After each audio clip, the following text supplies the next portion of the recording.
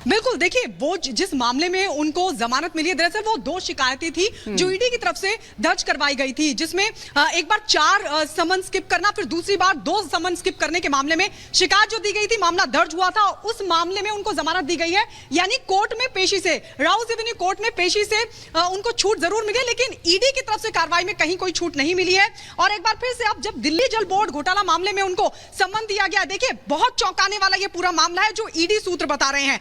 असल में दिल्ली जल बोर्ड घोटाला मामला, ये 2 मामले हैं। पहला मामला ये है कि दिल्ली जल बोर्ड में जो टेंडर हुआ था उसमें नियमों को ताक पर रखा गया था, एनकेजी नाम की कंपनी को फायदा पहुंचाया गया था, और जानकारी ये कि उस फायदे के एवज में पैसे लिए गए थे और पैसों का इस्तेमाल, आशंका है कि उन पैसों का इस्तेमाल पार्टी फंड में किया गया था।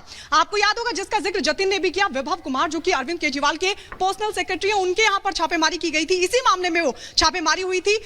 ये आशंका है कि जो पैसा वसूला गया था असल में उसका इस्तेमाल पार्टी फंड में हुआ था। दूसरा जो मामला है वो है दिल्ली जल बोर्ड में बिल पेमेंट को लेकर जो मशीनें लगाई गई थी, असल में बिल्कुल, और इसीलिए सवाल भी उठ रहे हैं। हरीश खुराना क्या कह रहे हैं? आ रहे हैं गायत्री वापस आपके पास। हरीश खुराना क्या कह रहे हैं, जरा वो सुनवा देते हैं। और वो जानबूझकर उसको ईडी के सम्मन को इवेट कर गए और हाजिर नहीं हो रहे। ये दिखाता है कि वो उनको कोई सम्मान नहीं है कानून के प्रति। कानून अपना काम कर रहा है, लेकिन अफसोस अरविंद केजरीवाल उसको इलीगल करार दे रहे हैं।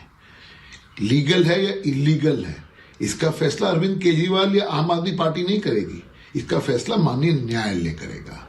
लेकिन दिल्ली जल बोर्ड के मामले के तहत उनको शायद बहुत सारे सवालों के जवाब देने हैं, इसीलिए अरविंद केजरीवाल को आज ईडी ने बुलाया था।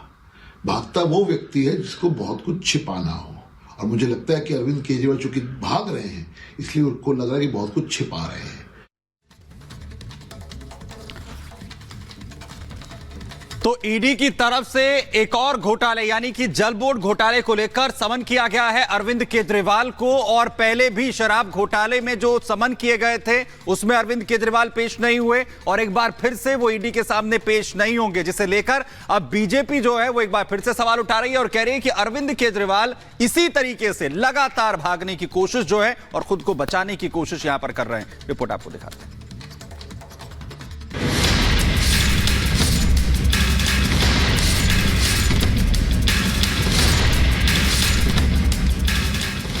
दिल्ली शराब घोटाले के मामले में आपके मुखिया और दिल्ली के सीएम अरविंद केजरीवाल की मुश्किलें अभी कम नहीं हुई कि उससे पहले एक नई मुसीबत में केजरीवाल फंस गए हैं।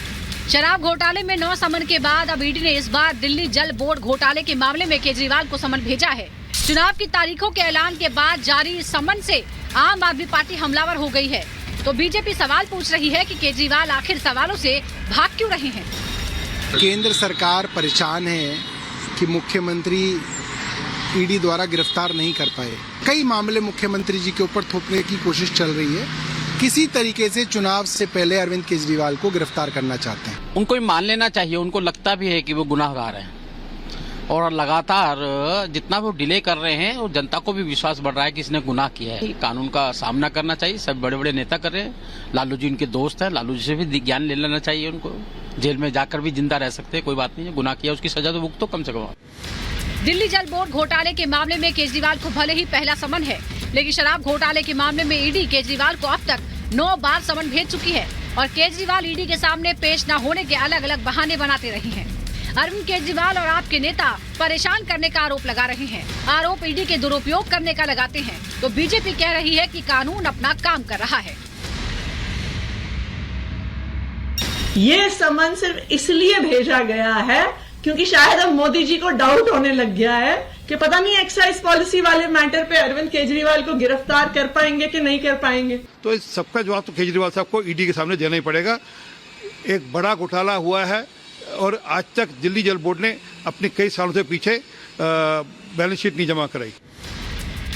केजरीवाल एक तरफ ईडी से छुटकारा पाने की जद्दोजहद में है, तो दूसरी तरफ ईडी केजरीवाल से पूछताछ के लिए समन पर समन भेज रही है।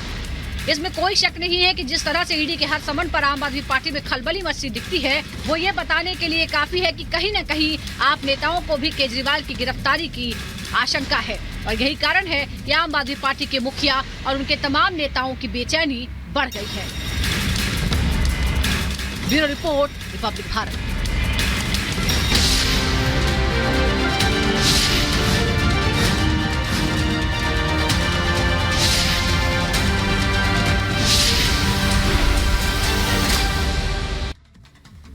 इधर लोकसभा चुनाव के बीच में ही कांग्रेस को झटके पर झटके मिल रहे हैं। हर राज्य से उसके पार्टी के नेता छोड़कर जा रहे हैं। उत्तराखंड के बद्रीनाथ से एमएलए राजेंद्र भंडारी ने इस्तीफा दिया था, उनका इस्तीफा मंजूर कर लिया गया है। आपको बता दें कि इस्तीफा मंजूर तो हुआ है, लेकिन राजेंद्र भंडारी से पहले ही बीजेपी में शामिल हो चुके हैं। बद्रीनाथ से वो कांग्रेस के टिकट पर उम्मीदवार एमएलए थे, उन्होंने अपनी पार्टी से इस्तीफा दिया, अपनी विधानसभा सदस्यता से इस्तीफा दिया, जो मंजूर कर लिया गया है। और ये तस्वीरें उस वक्त की हम दिखा रहे हैं जब वो बीजेपी में शामिल हुए थे।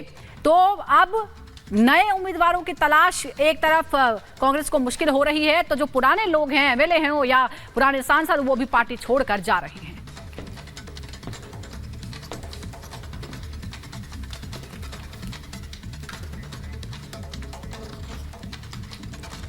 तो इस समय उत्तराखंड कांग्रेस में हाहाकार मचा हुआ है। एक के बाद एक कई नेता बीजेपी में शामिल होते जा रहे हैं, लेकिन सवाल यह कि आखिर उत्तराखंड की सियासत में हो क्या रहा है, क्योंकि पहले भी हमने देखा है कई बड़े नेता कांग्रेस छोड़कर भारतीय जनता पार्टी का दामन थामते हैं और कांग्रेस बिखर जाती है। इस समय उत्तराखंड में क्या चल रहा है, रिपोर्ट आपको दिखाते हैं।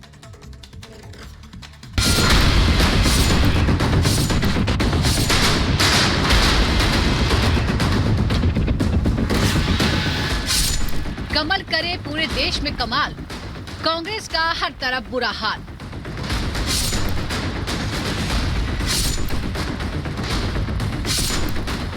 उत्तराखंड में खंड खंड कांग्रेस, बीजेपी ज्वाइन करने की मची होड़।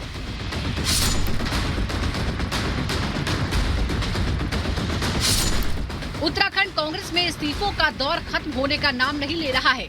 बीजेपी का जादू वहां कांग्रेस के नेताओं के सिर ऐसा चढ़कर बोल रहा है कि वहां कांग्रेस छोड़कर बीजेपी का हाथ थामने वाले नेताओं में जैसे होड़ सी मची है। एक के बाद एक कांग्रेस छोड़कर जा रहे नेताओं की गिनती इतनी तेजी से बढ़ रही है कि उत्तराखंड में कांग्रेस पर लोकसभा चुनाव से पहले वजूद बचाने का संकट खड़ा हो गया है। सिर्फ बीते 3 दिनों की ही बात करें तो पिछले 3 दिनों में 8 नेताओं ने पार्टी छोड़ दी है। बद्रीनाथ से कांग्रेस विधायक राजेंद्र भंडारी, टिहरी से विधानसभा चुनाव लड़ चुके धन सिंह नेगी जैसे वरिष्ठ नेताओं ने कांग्रेस छोड़ दी है। कांग्रेस के लिए सबसे बड़ी तकलीफ यह है कि पार्टी छोड़कर जाने वाले सारे नेता बीजेपी में जा रहे हैं।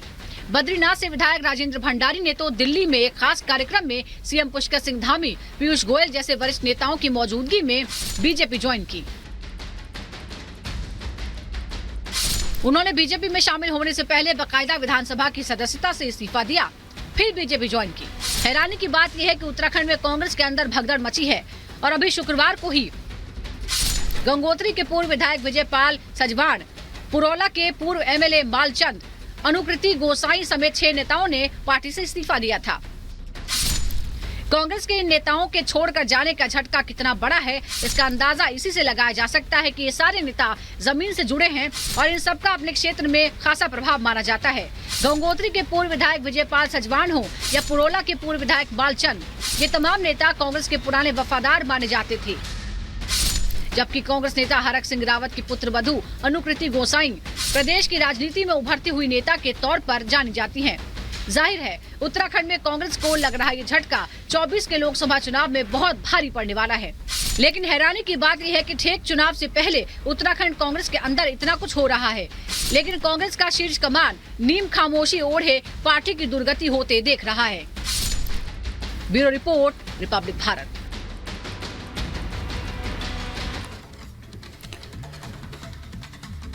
और क्या लोकसभा चुनाव में मध्य प्रदेश के अंदर कांग्रेस में उम्मीदवारों का टोटा हो गया? यह सवाल इस